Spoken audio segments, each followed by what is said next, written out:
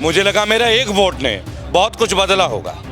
अगर मैंने कुछ बदले में अपना साथ दिया परिवर्तन में, तो अब युग परिवर्तन में मैं पीछे नहीं हटूं। हमारी वोट से मोदी जी सड़क से संसद पहुंचे थे। अब मोदी जी को दोबारा संसद से सड़क तक वापस ले आएंगे, तब तक मेरा आंदोलन चलता रहेगा। बोलो, अभी मोदी जी नहीं जीत रहे हैं या भाजपा नहीं जीत रही है। 2019 में जो हुआ वो भाजपा की जीत नहीं है, वो ईवीएम की जीत है और हम लड़ रहे हैं ईवीएम की लड़ाई।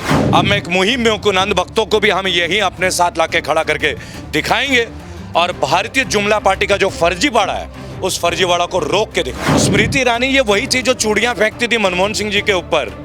अब वो बेचारी पेट्रोल के लिए बेच नहीं पा रही, फेंक नहीं पा रही मोदी जी पे। कैसे फेंकेंगी? वो चूड़ी का जो इंडस्ट्री है ना फिरोजाबाद में, वो भी लगभग आधा बंद हो चुका है। बीएसएनएल बंद, ओएनजीसी बंद, LIC बंद, steel authority of India limited बंद, Indian railways private, Indian airlines private.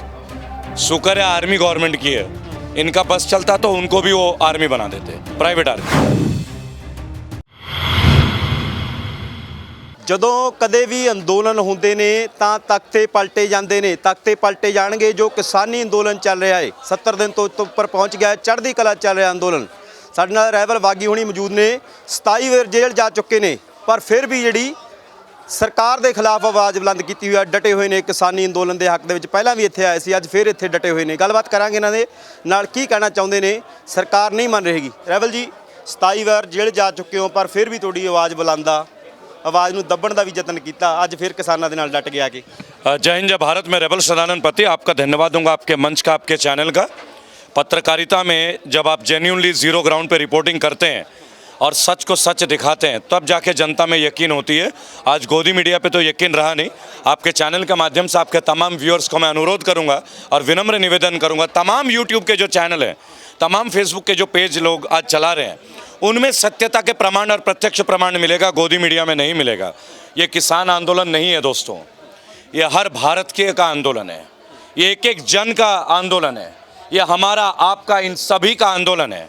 अगर ये आंदोलन हम सफल नहीं कर पाए तो हम अपने आप को कभी सफल नहीं कर सकते।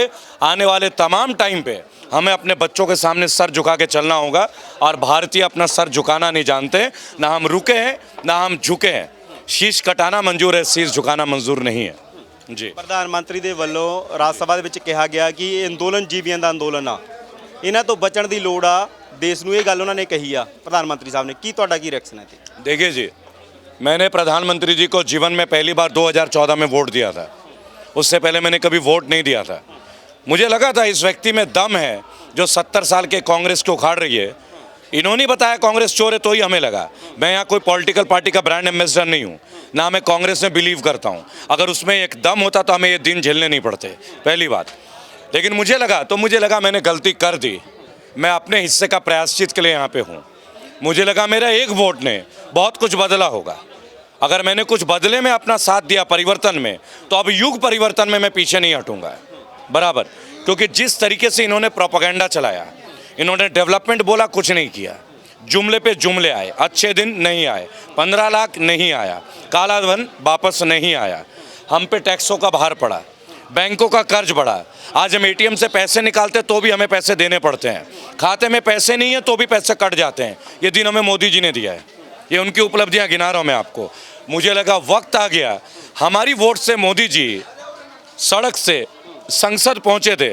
अब मोदी जी को दोबारा संसद से सड़क तक वापस ले आएंगे, तब तक मेरा आंदोलन चलता रहेगा जी। लगता कि लोग पलटनगे तख्ता। देखिए मैं एक बात बोलूँ, अभी मोदी जी नहीं जीत रहे हैं या भाजपा नहीं जीत रही है। 2019 में जो हुआ वो भाजपा की जीत नहीं है, वो ईवीएम की जीत है और हम लड़ रहे हैं ईवीएम की लड़ाई। मैं धन्यवाद दूंगा उद्धव ठाकरे जी का, उन्होंने महाराष्ट्र में बैलेट पेपर से चुनाव डिक्लेयर कर दिए हैं। ममता जी के पास मैं अभी होकर आया हूँ 22 दिन, उनकी टीम के लोग थे मेरे साथ, मलय घटक केंद्रीय मंत्री, नदीमुल हक राज्य मंत्री, सांसद, ये सब थे मेरे साथ। और अब मैं पुणे जा रहा हूँ बंगाल में। ये तो किसान आंदोलन ही नहीं, तो अब तक मैं वहाँ होता, क्योंकि अब बंगाल में हिंदू खतरे में है। पहले दिल्ली में हिंदू खतरे में था, और तो और मेरे घर में हिंदू ना खतरे में हो जाए। अब तो मुझे लगने लगा बहुत जल्दी वो मेरी माता जी को यकीन ना दिला दे कि माता जी आप अपने घर में खतरे में। समझ रहे हैं ना मेरी बात? 80 करोड़ हिंदू हैं, फिर भी हिंदू खतरे में है। तो उस हिंदू को जिसे ये खतरे में दिखाते हैं, उन अंध भक्तों को भी, अब मैं एक मुहिम में हूँ, उन अंध भक्तों को भी हम यही अपने साथ लाके खड़ा करके दिखाएंगे और भारतीय जुमला पार्टी का जो फर्जीवाड़ा है उस फर्जीवाड़ा को रोक के दिखाएंगे। ਖੇਤੀਬਾੜੀ ਮੰਤਰੀ ਸਾਹਿਬ ਪੁੱਛਦੇ ਨੇ 11 ਮੀਟਿੰਗਾਂ ਤੋਂ ਬਾਅਦ ਵੀ ਕਾਨੂੰਨਾਂ ਦੇ ਵਿੱਚ ਕੀ ਕਾਲਾ ਹੈ। ਜਥੇਬੰਦੀਆਂ ਨੂੰ ਸਵਾਲ ਕਰਦੇ ਨੇ 11 ਮੀਟਿੰਗਾਂ ਤੋਂ ਬਾਅਦ ਪੁੱਛਿਆ ਜਾਂਦਾ ਵੀ ਕੀ ਕਾਲਾ ਹੈ ਕਾਨੂੰਨਾਂ 'ਚ। वो खेतीबाड़ी के मंत्री कब से बन गए? पहली बात, वो घर बार और पार्लियामेंट के मंत्री हैं, खेतीबाड़ी के नहीं। खेती से जुड़ा हुआ एक भी व्यक्ति अगर हो ना, आप इंटरव्यू लेना शुरू कीजिए उनके विधायक का, और केवल 5,000 लोग बुला लीजिए शांतिपूर्ण तरीके से, हर विधायक के चेहरे पे पसीना आ जाएगा भाजपा का। आप 5 मिनट मेरा ले लीजिए और उनसे 1 घंटा ले लीजिए और बोलिए आइए बैठ के बात कर लेते हैं। हमने तो अर्नब गोस्वामी को चैलेंज किया हुआ है, हमने किसको चैलेंज नहीं किया? कौन आता है बात करने? निर्मला सीतारमण जी आ जाएं, अनुराग ठाकुर आ जाएं, स्मृति ईरानी आ जाएं। अब तो स्मृति ईरानी ये वही थी जो चूड़ियां फेंकती थी मनमोहन सिंह जी के ऊपर, अब वो बेचारी पेट्रोल के लिए बेच नहीं पा रही, फेंक नहीं पा रही मोदी जी पे। कैसे फेंकेंगी? वो चूड़ी का जो इंडस्ट्री है ना फिरोजाबाद में, वो भी लगभग आधा बंद हो चुका है, ये फैक्ट है। BSNL बंद, ONGC बंद, LIC बंद, steel authority of India limited बंद, Indian railways private, Indian airlines private. शुक्र है आर्मी गवर्नमेंट की है, इनका बस चलता तो उनको भी वो आर्मी बना देते, प्राइवेट आर्मी। ਇੱਕ ਆਰਐਸਐਸ ਦੇ ਲੀਡਰ ਬੋਲੇ ਨੇ, ਸੀਨੀਅਰ ਲੀਡਰ ਰਘੂਨੰਦਨ ਸ਼ਰਮਾ, ਲੱਗਦਾ ਕਿ ਉਹਨਾਂ ਦੀ ਤਰ੍ਹਾਂ ਹੋਰ ਕਈ ਲੀਡਰਾਂ ਦੀ ਵੀ ਜ਼ਮੀਰ ਜਾਗੂਗੀ, ਬਗਾਵਤ ਕਰਨਗੇ, ਸਰਕਾਰ ਨੂੰ ਪਲਟਣਾ ਪਊਗਾ। ਉਹਨਾਂ ਨੇ ਤਾਂ ਕਹਿ ਦਿੱਤਾ ਵੀ ਖੇਤੀਬਾੜੀ ਮੰਤਰੀ ਦੇ ਦਿਮਾਗ ਨੂੰ ਤਾਂ ਸੱਤਾ ਦਾ ਨਸ਼ਾ ਚੜਿਆ ਹੋਇਆ। देखिए मैं आपको एक बात, सत्ता का नशा तो बीजेपी के हर मंत्री के अंदर है। आप दिल्ली में देखिए कपिल मिश्रा के वर्ड क्या थे, आपके घर से बच्चों को उठा ले जाएंगे। क्या कोई परिपक्व व्यक्ति, क्या क्यों पढ़ा लिखा भारतीय या कोई अनपढ़ भारतीय इस तरीके की बातें कर सकता है? भाई अगर आपको नक्शे में से किसी को मिटाना है ना, उसके लिए भी आपको एक नक्शा बना के देना होगा। दे दीजिए एक नक्शा बना के। चलिए मैं बीजेपी का अगेंस्ट हूँ, बताइए मैं कहाँ जाके रहूँ? अगर आप मेरे लिए कोई जगह अलॉट करना चाहते हैं बताइए, मंगल ग्रह में प्लॉट दे दीजिए, वहाँ ऑक्सीजन सिलेंडर लगा दीजिए, हम वहीं चले जाएंगे। भाई सत्य के लिए हम आपको नहीं छोड़ेंगे, पहली बात, हम आपसे गुथेंगे। तो बीजेपी के तमाम जो मंत्री हैं, आज जो आप बोल रहे आरएसएस के किसी बड़े व्यक्ति ने, ये सब ड्रामा है। मोदी जी इतने दिन चुप थे, 200 लोगों की शहादत पे सचिन तेंदुलकर चुप थे, अचानक से सचिन तेंदुलकर कूद पड़े, अचानक से अक्षय कुमार कूद पड़े, सुनील शेट्टी बोल पड़े, जो धड़कन के बाद आज तक नजर ही नहीं आए ठीक से। आपने धड़कन मूवी देखी होगी ना, उनको दिल का आघात लग गया था क्योंकि अंजलि उन्हें छोड़ के चली गई थी। मुझे लगता है किसान आंदोलन में उन्होंने अंजलि को देख लिया, वो भी बोल पड़े। अरे कोई और बोलता है, ये देखिए मतलब हंसी मजाक या जोक का विषय नहीं है, बड़ा गहरा विषय है। हमारे यहाँ 200 लोगों ने शहादत दे दी इसी सिंगू बॉर्डर पे, उनके लिए टिप्पणी नहीं है सुनील शेट्टी जी। अरे सुनील जी, रिहाना जी आपकी मूवी नहीं देखती, she doesn't know who is god damn Sunil Shetty. हम लोग देखते हैं, भारत के लोग देखते हैं। 200 लोगों की शहादत एक ट्वीट नहीं। सचिन तेंदुलकर बोलते गलत है, विदेशी ताकते। अरे भाई प्यूमा के जूते मत पहनो यार, फरारी का एम्बेसडर छोड़ दो, पेप्सी पीना छोड़ के थोड़ा पिंड गिडे जी, पिंड गिडे थोड़ा पटियाला की लस्सी पिलाओ यार। बोलो हमारे लस्सी की ब्रांडिंग करे, डाबरलाल दंतमंजन का ब्रांडिंग करे, नहीं तो बाबा रामदेव का ही ब्रांडिंग कर ले यार। सारी तो विदेशी कंपनी पकड़ चुके हो, पिछले 15 साल से अरबों रुपए कमा चुके हो। और रिहाना जी हमारी एक वास्तविकता बता रही है, गाली नहीं दी उन्होंने कोई। एक भी टिप्पणी रिहाना जी ने गलत की होती ना, तो पहली लड़ाई रेबल फाउंडेशन लड़ता। उन्होंने केवल इतना ही तो बोला, पूरा विश्व भारत को देख रहा है, तो देखेगा तो सही। हमने नहीं देखा अमेरिका में मोदी जी गए थे, vote for Trump, vote for Trump. इतिहास गवाह है, मोदी जी जिसके लिए वोट मांगने गए, हर वो व्यक्ति हारा है। और अगर ईवीएम हट जाए ना, जिसकी लड़ाई हम लड़ रहे हैं, तो शायद मोदी जी पंचायत का चुनाव भी नहीं जीत पाएंगे। चैलेंज है ये, सच्चाई यही है। अगर ईवीएम हट जाए, मोदी जी पंचायत का चुनाव भी नहीं लड़ पाएंगे। आप देखिए, हम बैलेट बॉक्स खरीदते हैं, जापान बनाती है बैलेट बॉक्स, लेकिन कितना दुर्भाग्य की बात है, जो देश बनाती है ईवीएम बनाती है जापान, लेकिन अपने देश में चुनाव बैलेट बॉक्स से करती है। ये हाँ जुमले की कितना बड़ा फर्क है। इसलिए मैं आपसे एक बात बोलता हूँ, अच्छे दिन नहीं चाहिए, 15 लाख नहीं चाहिए। और भैया आत्मनिर्भर तो हम लोग पैदाइशी हैं। मोदी जी आप चाय बेचते बेचते स्टेशन बेच दिए, हम भारत का कुछ नहीं बेचेंगे भैया, हम चाय ही बेच लेंगे। तो कृपया करके हमें आत्मनिर्भर का पाठ ना पढ़ाएं।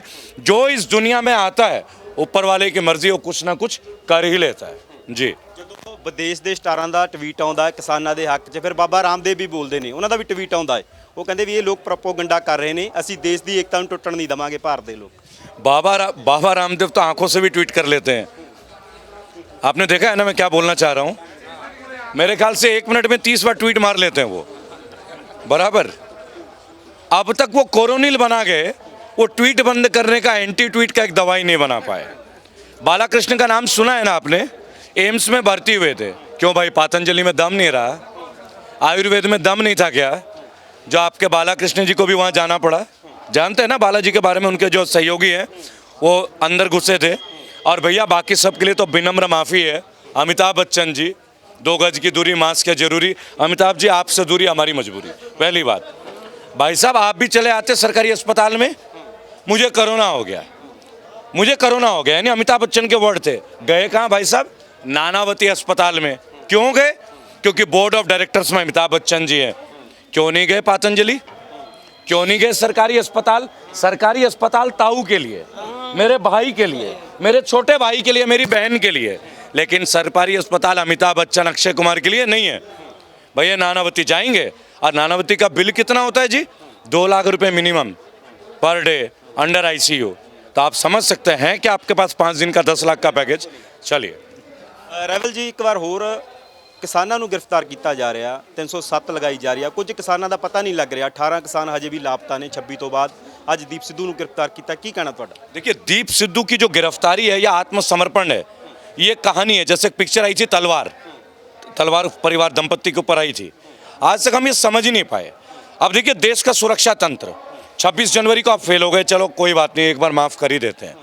अरे यार दीप सिद्धू या जो भी है ये आदमी, 26 जनवरी से इनको 9 फरवरी लग गया, तो चाइना को कैसे रोकोगे यार?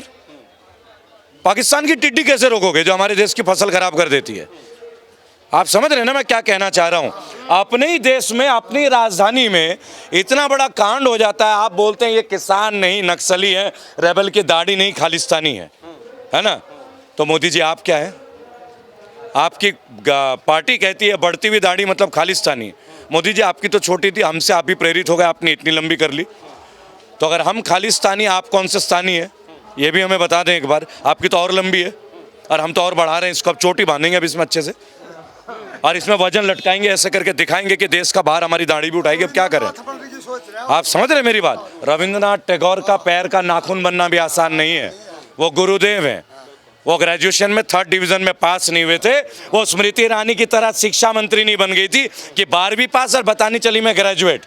वो गुरुदेव थे। एशिया के पहले Nobel prize award winner Gitanjali लिखी थी। मैं बंगाल की धरती से आता हूँ और गर्वित बंगाली हूँ। इतिहास रचा है वहाँ के लोगों ने। ये इतिहास बदलने में माहिर हैं, बिल्डिंगों का कलर बदलने में माहिर हैं। ये नया संसद बना रहे हैं, संसद की गरिमा बनाने में ये फेल है जी। एक बार तो और, आप कहते हैं भी तुम 27 बार आपको जेल भेजा गया, क्यों भेजा गया, क्या कारण था, ये भी बता दो ना, पब्लिक को पता लगेगा। बहुत देखने में हैंडसम हूँ, देखने में मैं बहुत हैंडसम हूँ। वो कहते हैं जो देखने में हैंडसम होंगे जेल में अच्छे लगते हैं। एक छोटी सी बात है, बैड गवर्नेंस के अगेंस्ट जिसने भी आवाज़ उठाई वो सरकार के खिलाफ, वो बागी है। और मैं यूपी में रहता हूँ, ग्रेटर नोएडा में। आप जानते हैं वहाँ राम राज्य है। आप जानते हैं हाथरस में एक बेटी के साथ जो हुआ, उसका अंतिम दाह संस्कार हो गया, वो भी पुलिस के द्वारा। मैं उस राज्य में रहता हूँ और उस राज्य से मैं जुमले वालों की बजाता हूँ। मैं ना डरा हूँ ना मैं डरूंगा।